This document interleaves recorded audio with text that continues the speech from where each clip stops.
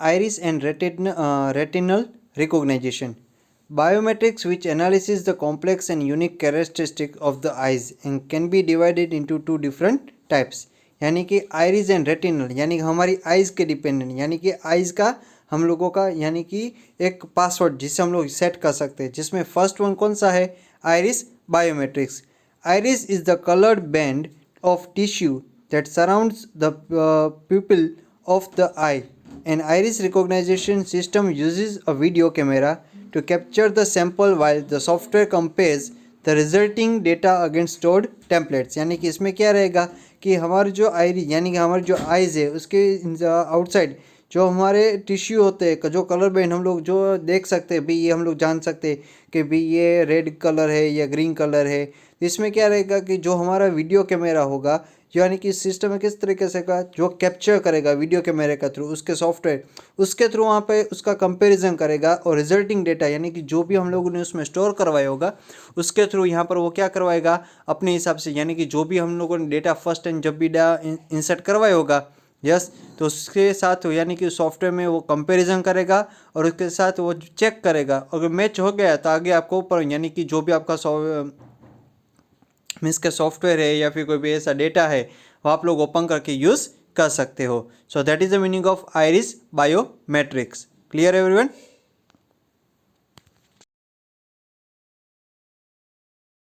Retina biometrics. Retina is the layer of blood vessels at the back of the eye. यानी कि retina क्या है? एक blood का लेयर है. लेयर यानी कि ब्लड का वेसल का एक लेयर है जो कहाँ पर है? हमारी आई के पीछे. A retinal recognition system shoots an infrared light beam into eye that has been placed close to the signal receiver. यानी कि ये क्या करेगा कि आपके सिस्टम यानी कि रेटिनल रिकॉग्निशन सिस्टम को इंफ्रारेड जो लाइट होती है, लाइट बीम जो हम लोग आइज़ को कैप्चर करते, कई बार हमारी आइज़ के सामने एकदम लाइट करके कोई इसके कोई लाइट करता है तो हम लोग आइज़ के थ्रू वहाँ पे देख नहीं पाते हैं, तो वो क्या हो जाएगा कि उसके थ्रू वहाँ पर वो शूट कर लेगा, इंफ्रारेड लाइट बीम वहाँ पर गिर जाएगी. Then it has been that has been placed close to the signal receiver. यानी कि जो प्लेस है यानी कि उसका जो क्लोजिंग का मिसके प्लेस है वहाँ पर वो सिग्नल को रिसीव करेगा और जो भी आप लोगों का यानी कि डेटा उसमें यानी कि आप लोगों ने स्टोर करवाया होगा उसके थ्रू वहाँ पर वो आपको आगे जाने की परमिशन दे पाएगा.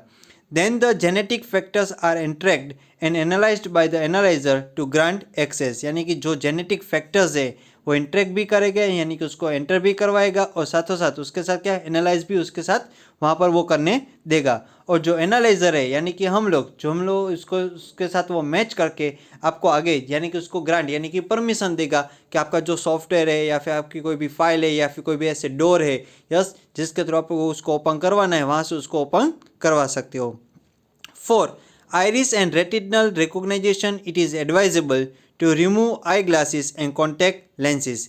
यानी कि ये क्या आप लोगों को बता रहा है कि जब भी आप लोग ऐसे कोई भी आइरिस या फिर आइस के थ्रू या फिर रेटिनल के थ्रू कोई भी रिकॉग्नाइज करते हो, किसी भी चीज़ को आप लोग ओपन करवाना चाहते हो तो उसमें पहले भी क्या आपको क्या करना पड़ेगा, आपके जो आई ग्लासेस है यानी कि आपके जो सनग्लासेस है या फिर कॉन्टैक्ट लेंस है उसको रिमूव कर लो. फिर उसके बाद आप लोगों का जो भी स्ट्रक्चर होगा वहाँ पे वो अप्लाई करने देगा, वरना वो चीज़ अप्लाई करने देगी नहीं. क्यों? ताकि जब भी आप लोगों ने अपना जो भी डेटा है वहाँ पर इंसर्ट करवाया होगा तो बिना ग्लास यानी कि बिना ग्लासेस के या फिर कॉन्टैक्ट लेंस के थ्रू वहाँ पर करवाए. अगर आप लोगों को कॉन्टैक्ट लेंस के थ्रू करवाया होगा तो हर बार आपको कॉन्टैक्ट लेंस पहनने की ज़रूरत रहेगी ताकि वो जो भी डेटा उसके इनसाइड में स्टोर हुआ है वो उसी को वहाँ पर मैच करवाएगा, दूसरे कोई भी डेटा को वहाँ पर मैच करवा पाएगा नहीं. Next one is voice recognisation. The term voice recognition refers to finding the identity of a person who is speaking rather than what she is saying.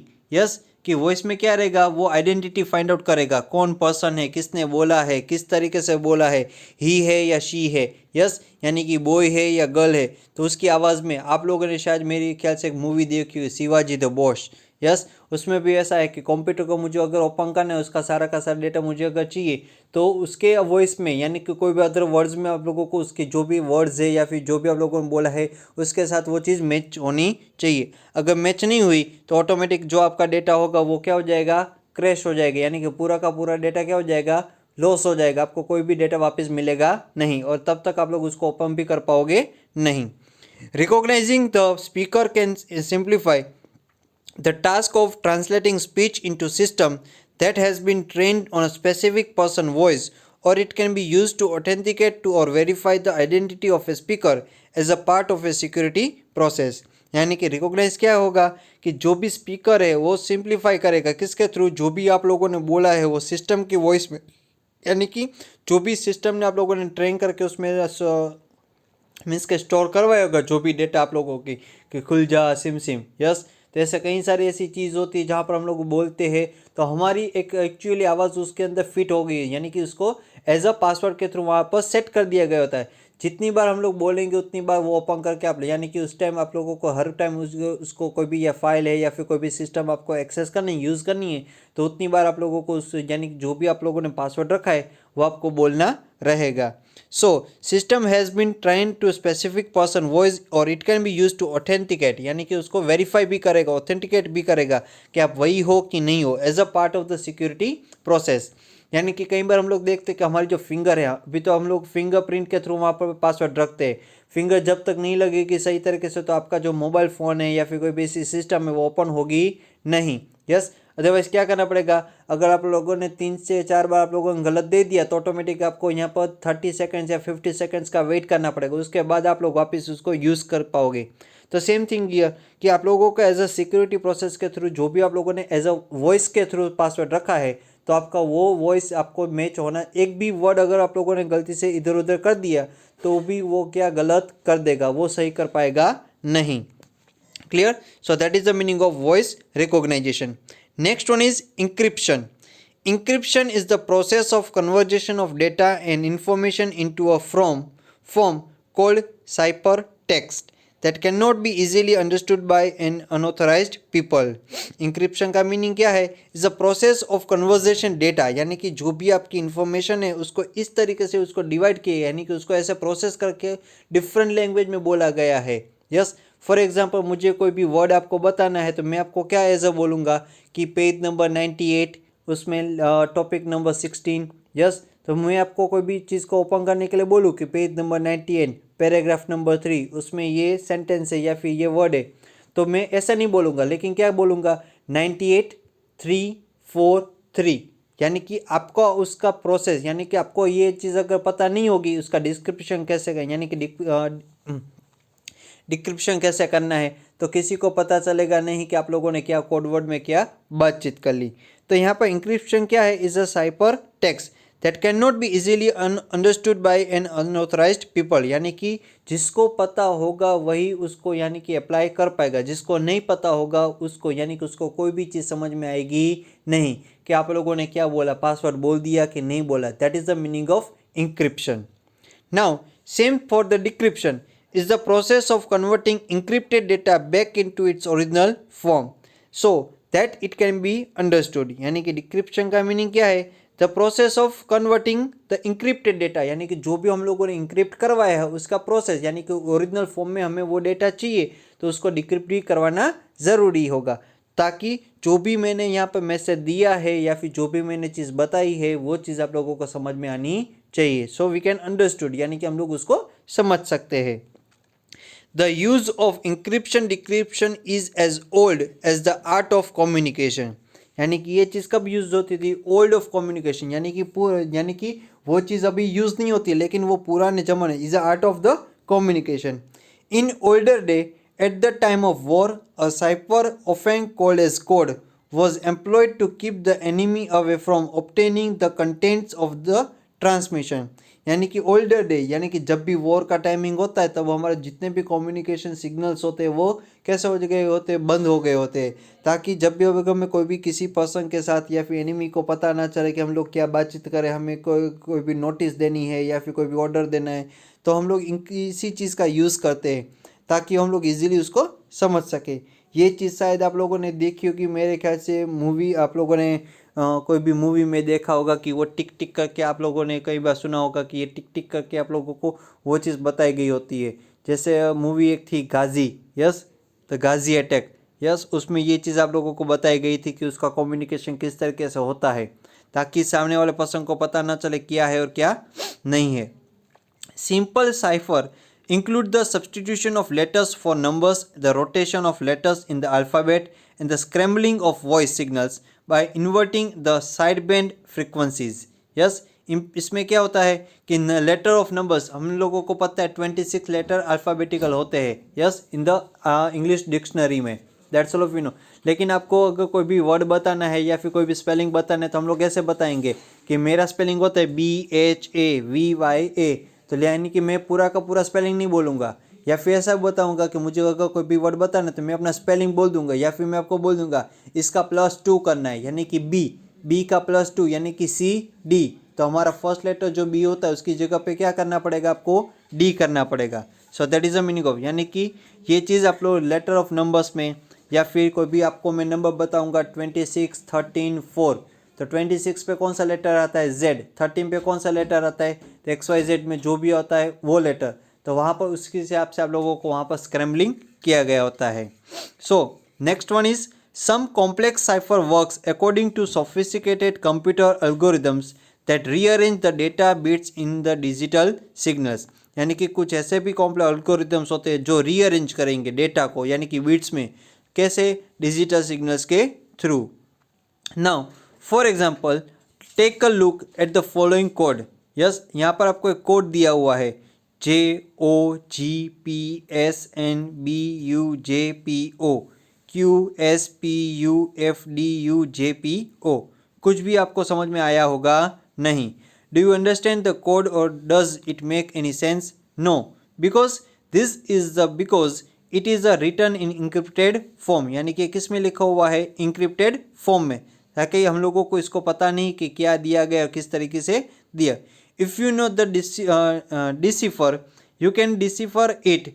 Try replacing every letter in the message with the letter preceding it in the alphabet. Yes, यानी कि जो letter आपको दिया हुआ है as a code के through उसका -1, यानी कि जैसे पहले क्या आता है I, तो J की जगह पे I, O की जगह पे N, यानी कि इसका प्रीवियस वर्ड, यानी कि जो भी आपका अल्फ़ाबेटिकल ऑर्डर है उसका प्रीवियस लेटर आपको यहाँ पर एज अ डिक्रिप्ट करना रहेगा. तो इसका लेटर क्या बनेगा, इंफॉर्मेशन प्रोटेक्शन. यानी कि ये चीज़ का जो यहाँ पे आपको कोड दिया हुआ था उसका एक्चुअल मीनिंग क्या है, इंफॉर्मेशन प्रोटेक्शन. तो इस तरीके से आप लोग इंक्रिप्शन डिक्रिप्शन कर सकते हो. लेकिन दोनों पर्सन को पता होना चाहिए कि ये कौन सी बुक में है, किस तरीके से है, किस -1 करना है कि +1 करना है, तो वहाँ पर उसके थ्रू पता होना ज़रूरी है. तभी आप लोग कोई भी डेटा को इंक्रिप्ट कर सकते हो या फिर उसको डिक्रिप्ट भी करवा सकते हो. Clear everyone? So this are the encryption and decryption. Now how to backup your important files. अब आप लोगों की जो इम्पोर्टेंट फाइल्स होती है उसको कैसे बैकअप करना होता है. हमारी जो कंप्यूटर में या फिर मोबाइल फ़ोन में जो भी हमारा डेटा होता है वो सब इम्पोर्टेंट है, लेकिन उसको बैकअप कैसे लिया जाए, किस तरीके से हम लोग उसको ले सकते हैं. कई बार हम लोगों की जो भी हार्ड डिस्क होती है वो मीन्स के फेल हो जाती है या फिर वर्किंग नहीं होती है, तो हमारा जो इम्पोर्टेंट डेटा है वो हम लोग कहाँ से बैकअप ला सकते हैं. Now you will learn how to backup your computer files. यानी कि आप लोग क्या सीखोगे कि आपके कंप्यूटर में जितना भी डेटा है उसमें जितनी भी फाइल है या फिर जो भी आपका डेटा रहेगा उसको हम लोग कैसे बैकअप ला सकते हैं. It is another important step for computer safety. यानी कि एक अनदर स्टेप है कंप्यूटर सेफ्टी के लिए. Have you lost any important documents, photos और अदर फाइल्स. यस, कई बार ऐसा होता है कि जो हमारे इंपॉर्टेंट डॉक्यूमेंट्स होते हैं, फोटोज़ होते हैं या कोई भी फाइल्स होती है वो हम लोगों ने गलती से डिलीट कर दी, लेकिन हम लोग वापस कहाँ से लाए, तो ऐसा कई बार हो जाता है. Imagine what would happen if your computer suddenly stop working. कई बार ऐसा भी होता है कि कंप्यूटर सडनली वर्किंग यानी कि बंद हो जाता है, यानी कि क्लोज हो जाता है, कोई भी वर्क हम लोग उसमें कर पाते नहीं होता है. It may be possible to repair your computer but your files may be lost forever. कई बार ऐसा भी होता है कि कंप्यूटर रिपेयरिंग की वजह से भी आपका जो भी डेटा होता है या फिर फाइल होती है वो फॉर एवर यानी कि परमानेंटली के लिए वो डेटा क्या हो जाता है, लॉस्ट हो जाता है, यानी कि वो मिलेगा आपको वापस नहीं. So luckily you can prevent this by creating backup copies of all of your files or just the important ones on an external hard disk drive or an online backup services. यानी कि हम लोग क्या करेंगे, उसकी एक backup copy बना लेंगे ताकि आप लोगों का जो भी इंपॉर्टेंट फाइल्स है या फिर डॉक्यूमेंट है वो डेटा हम लोग कहाँ पर स्टोर में रख के करेंगे, या फिर एक्सटर्नल हार्ड डिस्क में, पेन ड्राइव में, या फिर ऑनलाइन बैकअप हम लोग यूज़ करना स्टार्ट कर देंगे, ताकि हम लोग जो भी डेटा है वो इजीली हम लोग वापस ला सकते हैं। Clear everyone? So that is the meaning of how to backup your important files. External hard disk drives. To keep your file safe, you can purchase an external hard disk. जैसे हमारे computer में hard disk होती है, तो वैसे ही external जैसे pen drive होती है, तो एक्सटर्नल हार्ड डिस्क भी आप लोगों ने देखी भी होगी। And hard disk drive and copy the content of your computer on it, यानी कि जो भी आपका इंपॉर्टेंट डेटा है तो एक कॉपी आप लोग इसमें भी स्टोर करके रख सकते हो। अदरवाइज आप लोग क्या करोगे कि उस डेटा की अगर एक कॉपी बना के आप लोग इसमें ही स्टोर कर दोगे, ताकि आपका जो भी डेटा है या फिर लॉस्ट हो जाए, या फिर आप लोगों ने गलती से डिलीट भी कर दिया होगा कि कंप्यूटर गलती से बंद हो गया या फिर रिपेयरिंग की वजह से भी वो डेटा ना चला, इसके डिलीट हो जाए, तो आप लोग इसमें से आप लोग अपने डेटा को वापस ला सकते हो। The initial backup could take several hours. Follow up backup should be conducted on a regular basis, but it may not take long because the drive will only need to copy your most recent files. यानी कि ये backup अगर आप लोग regular लेना start कर दोगे कि वीक में एक बार, वीक में 2 बार, तो आपको ज़्यादा टाइम लेने की ज़रूरत है, यानी कि ज़्यादा टाइम लगेगा नहीं। तो उसमें की वजह से जितना कम होगा उतना टाइम आप लोगों का यहाँ पर स्टोर हो जाएगा। और जो हमारे रिसेंटली फाइल्स है जो ऑलरेडी हम लोगों ने स्टोर करवा के रख दी है, तो उसमें ज़्यादा टाइम देने की ज़रूरत भी नहीं रहेगी। जो हम लोगों ने लास्ट वीक में जितना भी वर्क किया होगा या फिर जो भी हमारी इंपॉर्टेंट फाइल्स है उसका ही हम लोगों को बैकअप लेना रहेगा। Clear everyone? So that is the meaning of external hard disk drive. Is a like a pen drive, pen drive की तरह ही है, लेकिन हम लोग एज अ ड्राइव के थ्रू वहाँ पर डेटा को स्टोर करके रख सकते हैं। Now online backup services, online backup की बात, you can also backup your files to one of the online backup service like Google Drive, Backblaze, Carbonite, Dropbox, etc. Yes, हम लोगों ने गूगल ड्राइव के बारे में पढ़ा भी है और हम लोग यूज़ भी करते हैं। सो अगर आप लोगों को अपनी फाइल को अगर बैकअप लेना है तो आप लोग एज अ ऑनलाइन के थ्रू वहाँ पर भी डेटा को स्टोर कर सकते हो। तो इसके कई सारे और भी एग्जाम्पल है, जैसे कि गूगल ड्राइव है, बैकब्लेज है, कार्बोनाइट है, ड्रॉपबॉक्स है, जैसे कई सारे ऑनलाइन आप लोगों को डेटा को स्टोर करने के लिए भी सॉफ्टवेयर यानी कि आप लोगों को सर्विस प्रोवाइड कर रहे हैं, etcetera, from where your files will always be accessible to you. यानी कि ये फाइल को अगर आप लोगों ने बैकअप लिया है तो वो आप कहीं कहीं से भी किसी भी डिवाइस के थ्रू जहाँ पर इंटरनेट पर आप लोगों को मिलता हो वहाँ से आप लोग इस डेटा को एक्सेस कर सकते हो। हर बार हर जगह पे आप लोगों को पेन ड्राइव या फिर हार्ड डिस्क ले जाने की ज़रूरत रहेगी नहीं। The amount of storage space provided by this website varies and you may have to pay a monthly or yearly fee for adequate storage. यानी कि आप लोगों को अगर यहाँ पे तो आप लोगों को जब भी अकाउंट को क्रिएट करोगे जीमेल का या अकाउंट, यस, तो आप लोगों को 15 GB का डेटा आप लोगों को यहाँ पे स्टोर कर सकते हो। बट अगर उससे भी ज़्यादा अगर चाहिए तो आप लोग यहाँ पे उसको यानी कि जो भी मंथली है या ईयरली जो भी रेंट होता है वो पे करके आप लोग उसको यूज़ करवा सकते हो। One drawback of online backup services is that the initial backup can be slow and may even take days to upload if you have a large amount of data. एक ड्रॉबैक क्या है, एक disadvantage क्या है कि इसका जो initial backup है वो कितना है, उसकी जो स्पीड है वो स्लो है। यस, अगर आपका लार्ज अमाउंट ऑफ डेटा रहेगा तो कितने सारे दिन चले जाएंगे हम लोगों को डेटा अपलोड करवाने। इसके लिए आपको क्या चाहिए, अच्छे से अच्छी इंटरनेट कनेक्टिविटी, जिसके थ्रू आप लोग अपना डेटा यहाँ एज सुन एज यानी कि कम टाइम में आप लोग अपने डेटा को अपलोड करवा सको। हावेवर सब्सिक्वेंट बैकअप्स में नॉट टेक लेस लॉन्ग। अगर सिक्वेंसली वीकली या फिर मंथली आप लोग अपने डेटा को बैकअप करना स्टार्ट कर दोगे तो उतना टाइम जब भी हम लोग लास्ट में करेंगे तब उतना टाइम जाएगा नहीं। सो आप लोगों को उतनी टाइम वेट करने की ज़रूरत रहेगी नहीं।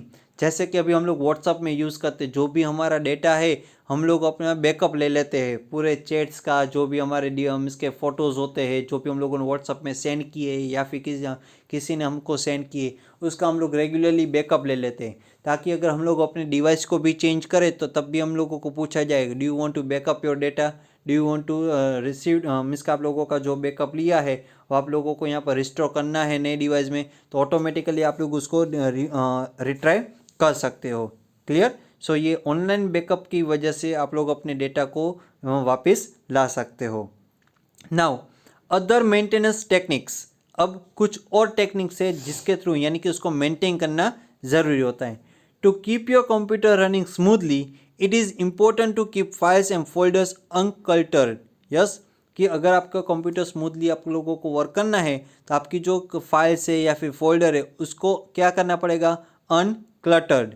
अनक्लटर्ड और unorganised folders make it more difficult to find the files you need. यानी कि आप लोगों को उसको पर्टिकुलर ऑर्गेनाइज करना रहेगा। अनक्लटर्ड का मीनिंग क्या होता है, उसको ऑर्गेनाइज करना पड़ेगा। कई बार ऐसा भी होता है कि पूरे फोल्डर में, एक फोल्डर में हम लोगों ने अपना सारा डेटा यहाँ पे स्टोर करके रख दिया है, उसमें वीडियो फाइल है, MP3 फाइल है, अपने इसके कोई भी होमवर्क की फाइल है, अपना कोई भी ऐसा असाइनमेंट वहाँ पर स्टोर करके।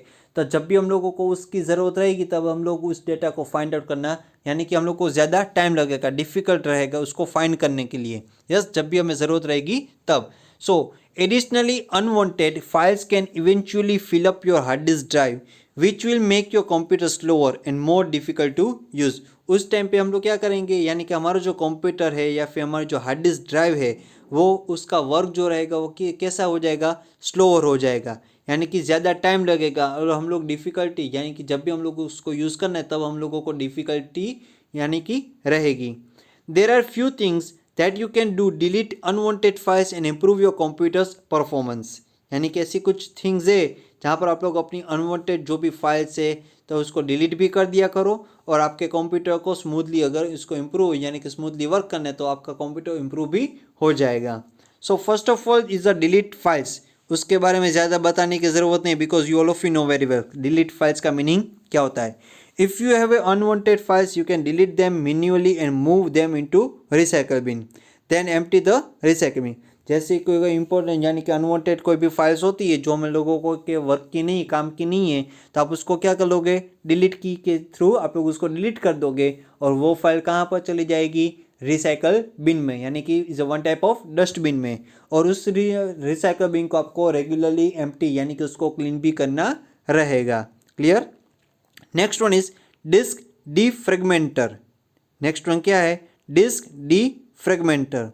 Windows includes a disk defragmenter program in the control panel. यानी कि ये चीज़ आप लोगों को कहाँ पर मिलेगी, कंट्रोल पैनल में। क्यों, it scan the files of your hard disk drive and rearranges them to free up space.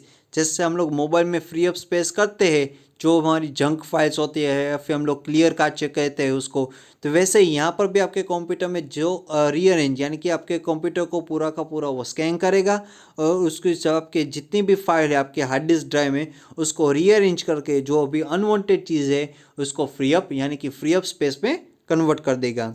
If your computer is working slowly running disk defragmenter can help to speed it up. यानी कि अगर आपका computer slow work कर रहा है तो आप लोग इसका यानी कि डिस्क डीफ्रेगमेंटर को रनिंग करवा के उसकी मदद से आप लोग अपने कंप्यूटर की जो स्पीड है वो इंक्रीज करवा सकते हैं, यानी कि उसकी हेल्प के थ्रू आप लोग अपनी स्पीड को इंक्रीज करवा सकते हो। Next one is disk cleanup. Next one क्या है, disk cleanup. Windows also includes a disk cleanup program in the control panel. यानी कि विंडो में एक और चीज़ है जो आप लोगों को कंट्रोल पैनल के थ्रू मिलेगी, जिसे हम लोग क्या कहते हैं, disc cleanup. It scans your computer for temporary files. यानी कि ये क्या स्कैन करेगा आपके कंप्यूटर में, टेम्पररी फाइल्स को, and other files that can be deleted. यानी उसके रिलेटेड जितनी भी फाइल्स रहेंगी उसको यानी कि टेम्पररी फाइल्स में उसको डिलीट भी कर देगा साथ में। You can then delete the files to free up space on your hard disk drive. यानी कि इसकी मदद से आप लोग अपने जो भी अनवांटेड चीज़ है या फिर टेम्पररी फाइल्स जो भी बनती है उसको डिलीट भी करवा देगा और आपके कंप्यूटर में उतनी फ्री यानी कि स्पेस भी यानी कि वो क्लियर यानी कि एक स्पेस भी यहाँ पे बढ़ा भी देगा। सो अनवांटेड जितनी भी फाइल्स रहेंगी या फिर टेम्पररी फाइल्स रहेंगी उसको ही यहाँ पर वो क्लीन करेगा, बाकी जो भी हमारी इंपॉर्टेंट फाइल्स है उसको कभी भी वो क्लीन अप करेगा नहीं। Clear everyone. Now one more thing is important, आपका कोई भी इम्पोर्टेंट डेटा है या फिर फाइल्स है या फिर फोटोज़ है वो कभी भी आपको सी ड्राइव में स्टोर नहीं करना है, because C drive is a system drive. C drive क्या है, सिस्टम ड्राइव है जिसके इनसाइड में हम लोग अपने डेटा को यानी कि स्टोर करेंगे। अगर बाद फ्यूचर में आप लोगों को फॉर्मेट करने की ज़रूरत रही या फिर कोई भी ऐसी चीज़ रही तो आपका जिसमें जो भी डेटा रहेगा वो टोटली डिलीट हो जाएगा, वो कभी भी वापस मिलेगा नहीं। तो उसके लिए हमें दूसरी जो ड्राइव दी गई होती है DEF, तो वहाँ पर आप लोग अपने डेटा को स्टोर करना रहेगा और वो डेटा हम लोगों को वापस भी मिल सकता है। Clear everyone? So that is the meaning of the external hard disc and other maintenance techniques, यानी कि इसकी मदद से हम लोग क्या करेंगे कि हम लोग अपने कंप्यूटर को स्मूथली वर्क भी करवा सकते हैं। Clear everyone? So first is delete the files, disc defragmenter, and third one is disk cleanup. Clear everyone? Okay.